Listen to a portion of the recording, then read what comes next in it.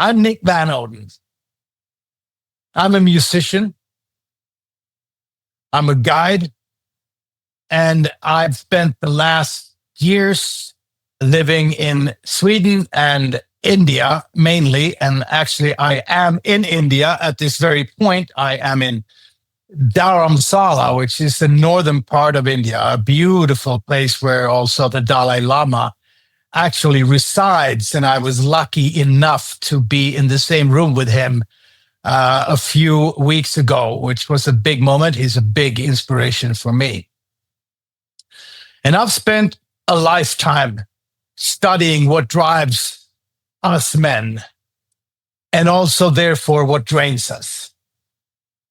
Here's me, age 4, top left corner. I'm playing my first drum with wooden spoons, as you may notice, which was not good for the drum head, which actually broke a short time after I was playing this drum and this picture was taken.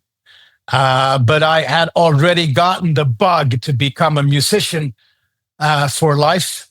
And thankfully, my father repaired my drum and even gave me a few more so I could start playing the drum set. To the right is a picture of my dad, Bengt Arne Wallin, jazz legend, and one of the people who were attributed to bringing jazz music into Sweden in the 50s and 60s and merging it with Swedish folklore, making and creating a new genre in music, which is and was amazing and groundbreaking. And he made a ton of beautiful music and albums in his life. And in doing that work, and in his musical career, he made friends with the guys at the bottom of this picture. Left is, in my opinion, the greatest trumpeter of all time, Clark Terry, who is and was an extremely close friend to my father, and consequently sort of a person that I was fortunate enough to grow up around, because my dad and Clark worked a lot together. Clark played lead trumpet on my dad's albums, several of them actually. And we went on tours in Sweden when I was a little kid. So I got to be around Clark and all of the other legendary artists and musicians in my dad's orchestras at the time. So the environment was amazing. And they both had brotherhood friendship with the guy at the bottom of the picture, who is arguably the most famous and greatest music producer and arranger of all time, Quincy Jones. Also the producer who he's made so many hits, I could spend the rest of the hour talking about him alone, and I won't. But one of the biggest ones, or the biggest one, is the greatest selling album of all time that he produced with Michael Jackson. The album is called Thriller. And I am absolutely positive that you guys, also the people watching this replay, have heard the songs on that album. That would be very surprising if you had not. Now, these two guys and many more, but mainly these two guys, were people that were huge influences on me growing up.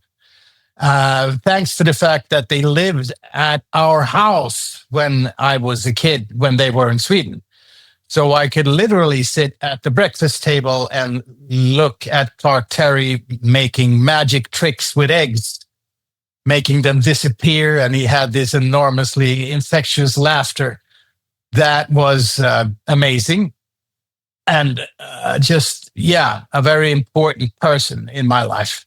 And also Quincy then spent time around me and my father a lot. And I was very fortunate to spend my whole life meeting him yearly, at least, in different places around the globe.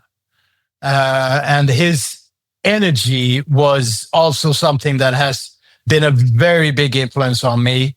And the way that these guys could interact and work together across race and age and borders was and is a huge inspiration on my life, and started this interest in what this masculinity is and why some people have a very infectious kind and others less so.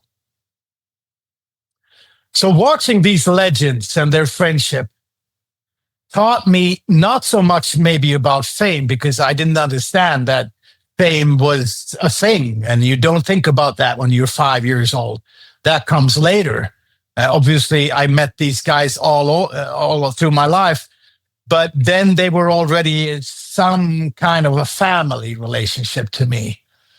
So they became role models in the way that they carry themselves and how they were determined in their lives to create value for others. They did it through their art, through their music. And I've included a little quote here from Clark Terry: just keep on keeping on. And he's famous for saying that a lot, and it's actually multi-layered when you consider what that actually means. And it felt to me already as a little kid that these guys were running on some different kind of fuel, like they were super powered. They never went to bed, for one thing. They were up all night, and they were happy, and they were playing their instruments and talking about music and friendship and traveling and the people that they met, and endless stories about things that have happened to them, which is not surprising considering that also the time period when these guys came up from very poverty-stricken areas, often in the States. And they used that energy and that power to bring all of themselves to the table. And that energy is something I often say, that I learned energy before I learned language. I think that's very true. That energy was very infectious on me. I've spent 40 years as a musician and a performer. I've been learning from world-class mentors my whole life on all kinds of things that is related to this with energy, also music, obviously. And it started with these people in my youth.